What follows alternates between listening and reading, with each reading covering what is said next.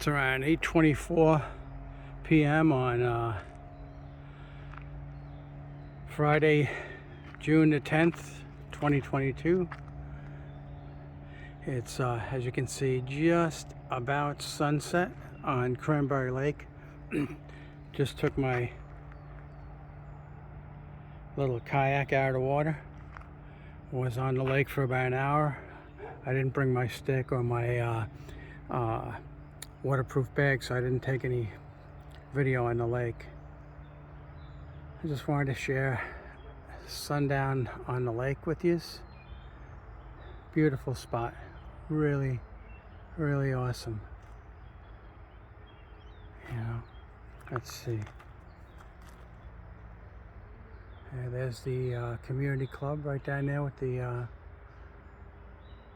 chimney on this right side of the lake.